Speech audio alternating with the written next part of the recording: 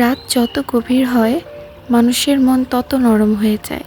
চারপাশ নিস্তব্ধ, দূরে কোথাও কুকুরের ডাক হালকা বাতাসে জানালার পর্দা তুলছে। আর আমি রান্নাঘরে দাঁড়িয়ে গরুর মাংস রান্না করছি।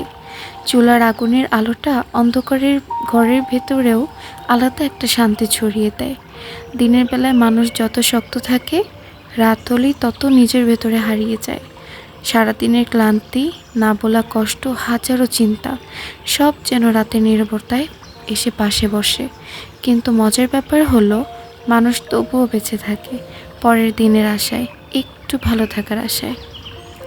এই যে হাঁড়িতে মাংস ধীরে ধীরে ফুটছে, এটা আমাকে ধৈর্য শেখায়। জীবনের অনেক কিছুই সময় নিয়ে পূর্ণতা পায়।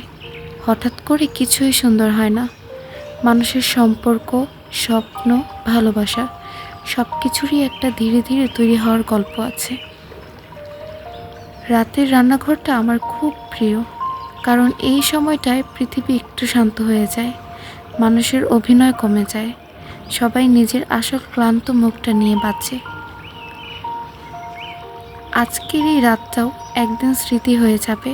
হয়তো এই বাতাস, এই গরুর মাংসের গন্ধ, এই নীরবতা সব কিছু একদিন খুব মনে পড়বে। জীবন আসল এমনই, যখন সময় থাকে তখন মানুষ মুহূর্তের মূল্য বোঝে না, আর যখন সময় চলে যায় তখন স্মৃতিগুলো সবচেয়ে বেশি কাঁদায়।